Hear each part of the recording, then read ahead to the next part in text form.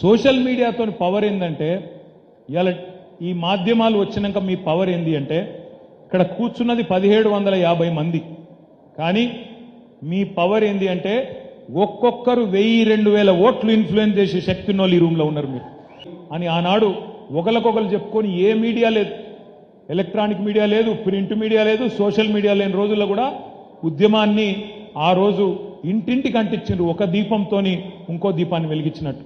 ఆ తర్వాత మెల్లగా మెల్లగా పేపర్లు పెరిగినాయి, తర్వాత ఎలక్ట్రానిక్ మీడియా వచ్చింది, 24 గంటలు చూపెట్టే టీవీలు వచ్చినాయి. కానీ ఇవాళ వాటన్నిటిని తలదన్నేది సోషల్ మీడియా. ఇంతకుముందు వినోదన్న చెప్పిండు, ఆ 5 అస్త్రాలు యూట్యూబ్, ఇన్స్టాగ్రామ్, ట్విట్టర్, వాట్సాప్, అదేవిధంగా ఫేస్బుక్, ఈ 5 అస్త్రాలతోనే వీటిని పదునుగా వాడి ఉన్నది లేనట్టు లేనిది ఉన్నట్టు చేసి పెద్దలు చెప్తారు, నిజం కడప దాటే లోపల అబద్ధం ఊరంతా తిరిగి వస్తుందని చెప్తారు. ఒక్క అబద్ధాన్ని 100 సార్లు చెప్తే నిజమైతుంది అంటారు.